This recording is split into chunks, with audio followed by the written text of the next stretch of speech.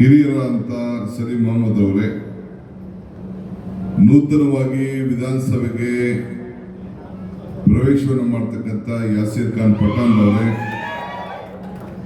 ಪ್ರಕಾಶ್ ಕೋಳಿವಾಡ್ ಅವರೇ, SR ಪಾಟೀಲ್ ಅವರೇ, ನಮ್ಮ ಉಪಾಧ್ಯಕ್ಷರು ಗ್ಯಾರಂಟಿ ಸಮಿತಿಗೆ, ಖಾದ್ರಿ ಅವರೇ, ಜಿಲ್ಲಾ ಕಾಂಗ್ರೆಸ್ನ ಅಧ್ಯಕ್ಷರಾದಂಥ ಸಂಜೀವ್ ನೀಲಗಿ ಅವರೇ, ಸೋಮಣ್ಣ ಬೇವಿನ್ಮರ್ ಅವರೇ, ನಮ್ಮ ಮುಖಂಡರಾದಂಥ ಆನಂದ್ ಗದ್ದೇಮಠರವರೇ, ಎಲ್ಲ ತಾಲೂಕ್ ಪಂಚಾಯತಿ, ಗ್ರಾಮ ಪಂಚಾಯತಿ ಮತ್ತು ವಿವಿಧ ಸಂಘ ಸಂಸ್ಥೆಯ ಎಲ್ಲ ಗೌರವಾನ್ವಿತ ಅಧ್ಯಕ್ಷಗಳೇ, ಸದಸ್ಯಗಳೇ, ಎಲ್ಲ ನನ್ನ ಹಿರಿಯ ಅಧಿಕಾರಿಗಳೇ, ವೇದಿಕೆಯಿರುವಂಥ ಎಲ್ಲ ಗಣ್ಯರೇ, ಇಲ್ಲಿ ಸೇರ್ತಕ್ಕಂಥ ಎಲ್ಲ ನನ್ನ ತಾಯಂದಿರೇ, ಯುವಕರೇ, ಹಿರಿಯರೇ, ರೈತ ಬಂಧುಗಳೇ, ನಾನು ಇವತ್ತು ಹಾನಗಲ್ ಕ್ಷೇತ್ರದ ವಿವಿಧ ಅಭಿವೃದ್ಧಿ ಕಾರ್ಯಕ್ರಮದ ಉದ್ಘಾಟನೆಗಾಗಲಿ ಶಂಕುಸ್ಥಾಪನೆಗೆ ಬರಲಿಲ್ಲ. ನಾವು ಮುಖ್ಯಮಂತ್ರಿಗಳು ಬಂದಿರೋದು ಈ ಜಿಲ್ಲೆ ಮಹಾಜನತೆ ಕೊಟ್ಟಂತ ಶಕ್ತಿ ಮತ್ತು ಹಾನಗಲ್ ಕ್ಷೇತ್ರದ ಮಹಾಜನತೆ ಕೊಟ್ಟಂತ ಶಕ್ತಿಗೆ ನಿಮ್ಮ ಋಣವನ್ನ ತೀರಿಸಬೇಕು ಅಂತ ಹೇಳಿ ಬಂದಿದ್ದೇವೆ. ನಿಮ್ಮ ಋಣ ಇರೋ ಸ್ವಲ್ಪ ನಿಮ್ಮ ಋಣ ತೀರಿಸಬೇಕು ಅಂತ ಹೇಳಿ ಬಂದಿದ್ದೇವೆ. ಅಧಿಕಾರ ನಶ್ವರ,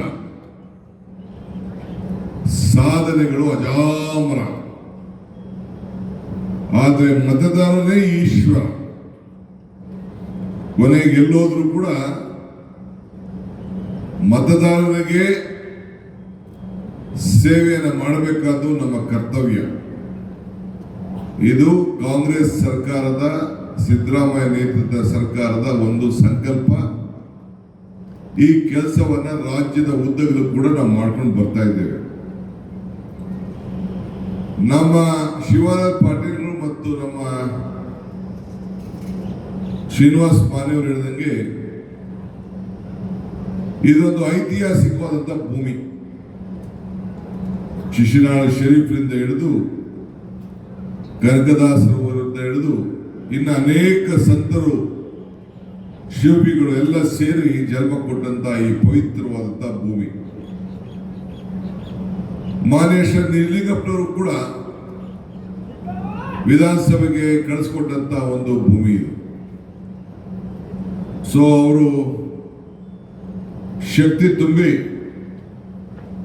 ಇವತ್ತು ಇಡೀ ರಾಜ್ಯದಲ್ಲಿ ನಿಮ್ಮ ಜಿಲ್ಲೆಯ ಕಾರ್ಯಕರ್ತರು, ಮತದಾರರು ಕೊಟ್ಟು ತೀರ್ಪೇನಿದೆ. 6 ವಿಧಾನಸಭಾ ಕ್ಷೇತ್ರಕ್ಕೆ ನಮ್ಮನ್ನ ಗೆಲ್ಲಿಸ್ಕೊಟ್ಟು 136ರಿಂದ 138ಕ್ಕೆ ಏರಿಸಿ 2 ಇಂಡಿಪೆಂಡೆಂಟ್, ಒಟ್ಟು 140 ಜನ ವಿಧಾನಸಭೆಯಲ್ಲಿ ಒಂದು ಐತಿಹಾಸಿಕವಾದಂಥ ನಂಬರ್ ಅನ್ನ ಕೊಟ್ಟಿದ್ದೀವಿ. ಅಧಿಕಾರ ಕೊಟ್ಟಿದ್ದ ದಿನ ನೀವೆಲ್ಲ ಬಹಳ ವಿಶ್ವಾಸ ಇಟ್ಟು, ನಂಬಿಕೆ ಇಟ್ಟು ನಮ್ಮನ್ನ ಅಸೆಂಬ್ಲಿಗೆ ಕಳಿಸ್ಕೊಟ್ರಿ. ನಾವು ನೀವು ಮಾತು ಕೊಟ್ಟಿದ್ದು, ಬೆಲೆ ಏರಿಕೆಯಿಂದ ನೀವೆಲ್ಲ ತತ್ತರಿಸ್ತಾ ಇದ್ರಿ, ಆದಾಯ ಪಾತಾಳಕ್ಕೆ, ಬೆಲೆ ಏರಿಕೆ ಗಗನಕ್ಕೆ, ನಿಮ್ಮ ಎಲ್ಲ ಸಾಮಾನ್ಯ ಜನರ ಬದುಕಿಗೆ ಪ್ರತಿಯೊಂದು ಪೆಟ್ರೋಲು, ಡೀಸೆಲ್ಲು, ಸಿಮೆಂಟು, ಕಬ್ಬಣ, ಎಣ್ಣೆ ಅಂದ್ರೆ ನಿಮ್ಮ ಎಣ್ಣೆ ಅಲ್ಲ, ಅಡುಗೆ ಎಣ್ಣೆ, ಅವೆಲ್ಲ ಸೇರಿ ಎಲ್ಲ ಏನ್ ತೆಗೆದುಕೋಬೇಕಾದ್ರೂ ಕತ್ರಿ ಪಿಕ್ ಪಾಕೆಟ್ ಮಾಡೋಂಥ ಕೆಲಸ ಬಿಜೆಪಿ ಸರ್ಕಾರ ಮಾಡ್ಕೊಂಡು ಬಂತು. ನಾವು 38% ಅಷ್ಟು ಹಣ ಕೇಂದ್ರಕ್ಕೆ ಕೊಟ್ರೆ ನಮ್ಗೆ ವಾಪಸ್ ಬರೀ 13% ಕೊಡ್ತಾ ಇದ್ದಾರೆ. ಅಂಥದ್ರಲ್ಲಿ ಇವತ್ತು 4 ಲಕ್ಷಕ್ಕೂ ಹೆಚ್ಚು ಕೋಟಿ ರೂಪಾಯಿ ಹಣ ಒಂದು ಬಜೆಟ್ ಅನ್ನ, ದಾಖಲೆ ಬಜೆಟ್ ಅನ್ನ ನಮ್ಮ ಸರ್ಕಾರ, ಮುಖ್ಯಮಂತ್ರಿಗಳು ಇವತ್ತು ಕೊಟ್ಟಿದ್ದಾರೆ. ನಮ್ಮ ಶ್ರೀನಿವಾಸ್ ಮಾನೆಯವರು ಬಹಳ ಕ್ರಿಯಾಶೀಲ ಶಾಸಕ. ಅವರು ಗ್ರಾಮೀಣ ಪ್ರದೇಶದ ಬದುಕಿದ ಜನರ ನಾಡಿಯನ್ನ ಹಿಡಿದು